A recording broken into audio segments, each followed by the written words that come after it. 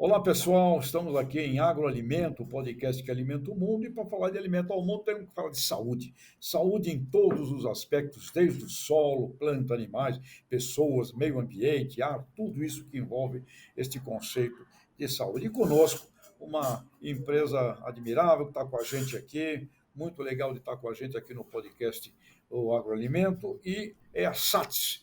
E conosco na SATS eu já vou chamar pelo nome de guerra que ele tem, que é conhecido aí no país inteiro, que é o KID. KID, que é um engenheiro agrônomo, gerente nacional de desenvolvimento e pesquisa. KID, seja muito bem-vindo com a gente aqui mais uma vez. Diga alô para todo mundo aí, KID. Bom dia, professor. Que bom estarmos juntos aí mais uma vez, né? Bom dia a todos. É muito bacana.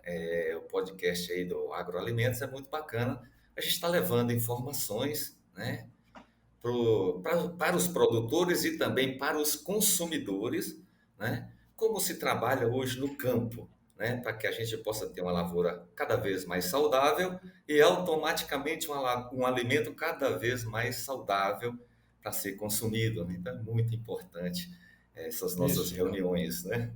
Isso mesmo. Saúde de ponta a ponta e alimento cada vez mais sinônimo de saúde. E ela começa aí na tua atividade, KID. Então vamos falar a primeira coisa assim, desmistificar o assunto nutrição vegetal, acabar com mitos, conceitos errados. Coloca ordem nisso para a gente aí. Nutrição vegetal, o que, que é de fato? E vamos tirar os mitos em volta disso aí, por favor. Professor, isso é muito bacana esse assunto, né? De falar de nutrição de plantas, construção de uma fertilidade de um ambiente de alta performance, isso é muito importante, tá? É um paradigma muito grande que há muitos anos a gente vem quebrando, né? Como nutrir adequadamente as nossas lavouras, né? Porque, infelizmente, né, alguns produtores ainda imagina que para nutrir adequadamente uma planta precisa, às vezes, de três nutrientes, né? Principalmente os macros principais, né? Ou algumas lavouras até de dois nutrientes só, que às vezes eles utilizam nos seus fertilizantes. E não é isso. Por isso que a gente trabalha hoje na construção de uma lavoura de alta performance produtiva, ou seja, lavouras de alto rendimento, e nós precisamos realmente, né, fornecer para essa planta a quantidade de nutrientes adequados que a demanda dela exige, né? Que normalmente hoje nós trabalhamos entre 13 a 14 nutrientes considerados essenciais para a planta, que o restante ela consegue tirar, né, da atmosfera, né, do ambiente. Então nós precisamos realmente, para ter uma lavoura extremamente saudável, uma lavoura que automaticamente vai requerer ou necessitar de um menor número de aplicações de defensivos. Então, obrigatoriamente, nós precisamos nutrir essas plantas da melhor forma possível.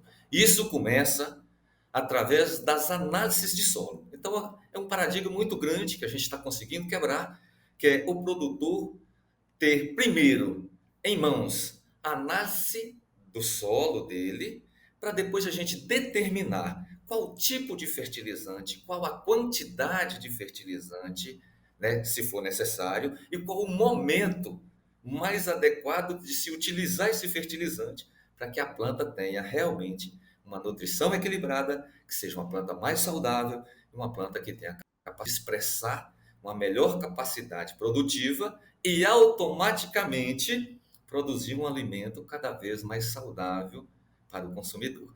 Então, hoje, esse processo de desmistificação é a gente conseguir levar, através, né, de um programa igual o seu, por exemplo, né, levar para o produtor essas informações. Ou seja, primeira coisa, nós precisamos ter uma análise daquele ambiente. Pois esse ambiente precisa de correção, esse ambiente precisa de uma construção desses nutrientes em equilíbrio, e depois, o que falta, nós vamos conseguir atender a demanda da cultura para que ela seja a mais equilibrada nutricionalmente possível. Bom, então essa desmistificação, hoje ela é um fato, né? Hoje ela é necessária para que a gente possa ter lavouras de melhor performance produtivas, E, tá? Kid, me diga uma coisa, Kid, é complicado fazer isso? Ou não é mais complicado? É só quero fazer e você vai. Ou seja, não é nenhum bicho de sete cabeças mais fazer esse diagnóstico, Kit. Justamente, professor, é muito simples, é muito simples. Inclusive, tem empresas especializadas para fazer isso para a gente, para fazer essas coletas, né? Dentro de toda uma programação, dentro de todo de um planejamento, é, tudo feito hoje via satélite, ou seja, tudo por grid que a gente fala, ou seja, a gente tem uma noção muito precisa de como está o ambiente solo, onde vai ser estabelecida essa lavoura. E automaticamente a gente vai ter, né, toda uma visão, né, clara do que nós precisamos fazer e além do que se precisa fazer, qual o momento adequado para se nutrir a planta com aquele nutriente que porventura esteja faltando no ambiente solo. Né? Interessante. Então, por isso que é muito importante o produtor ter essa conscientização, Me corrija se eu estiver errado. Não, essa a não é aquela necessidade. famosa. Me corrija se eu não estiver errado. Não é aquela velha, já não é nova, né, descoberta daquele agrônomo alemão Liebeck, a lei de Liebeck, a lei do mínimo. É isso que nós estamos falando? Aplicação da lei do mínimo em 2022, meu caro engenheiro agrônomo aqui. Isso mesmo, professor, a lei do mínimo, né? São paradigmas que a gente tenta quebrar e está conseguindo, né? Mas há muitos anos batendo que o produtor tem que entender. Se está faltando potássio, não tem que jogar, não é o fósforo, tem que jogar o potássio. Se está faltando o manganês, não é o nitrogênio que tem que ser colocado, é o manganês, porque é ele que vai limitar a produção. Então, a famosa lei do mínimo, né? De 2 séculos, né? Pois é, Que a dois gente séculos. fala com o produtor, Eita, nós. precisamos 2 séculos, né? A gente fala com o produtor precisa atender isso, atender a demanda exigida pela cultura. Isso não pode ser no olho, isso não pode ser no chute. Isso precisa de uma análise detalhada do ambiente solo para que a gente seja o mais assertivo possível para ter uma lavoura altamente equilibrada nutricionalmente e altamente produtiva. Muito Então, é bom. muito simples, na verdade, e muito mais barato do que se faz hoje, professor. Que hoje se usa um corretivo de maneira assim, sem ter uma análise. Hoje se usa fertilizante no Brasil, em muitas áreas ainda sem ter uma análise, quer dizer, foi no chute. Foi como se fosse assim, eu faço isso há 30 anos, há 40 anos, vou continuar. Só que hoje não dá, pelos custos de produções, hoje, pela exigência do mercado consumidor, não pode ser mais feito assim. Mudou, as coisas mudaram, exigência do consumidor mudou, a necessidade de se ter melhores rendimentos nas áreas também, né, essa necessidade também mudou pela elevação dos custos, então nós temos que ser o mais assertivo possível. E para Muito ser bom. assertivo, temos que cuidar dos detalhes, Muito né? bom. Detalhes, detalhes, detalhes. Aproveitando, que outro assunto importantíssimo, manejo biológico de pragas. É um assunto que eu escuto há anos. Também acho que é outra, deve ser outra dessas coisas seculares aí, como você bem colocou. Como funciona? E não é uma coisa só de pequeno, de 2 hectares biológico de pragas em lavouras empresariais, grandes, comerciais, né? Como funciona isso, Kit? Bacana demais, professor. Outro assunto também que está sendo desmistificado, né? Está sendo melhor explorado, melhor estudado, né? O que significa um manejo biológico, seja de pragas, seja de algumas doenças? É nós aproveitarmos o que tem de micro-organismos benéficos na natureza, né? Coletarmos isso, selecionarmos isso, reproduzirmos isso em laboratório e trazermos novamente uma população maior para o ambiente. Seja ele ambiente solo, seja ambiente de parte aérea, por exemplo, para algumas pragas de parte aérea, como a gente também usa para algumas pragas de solo.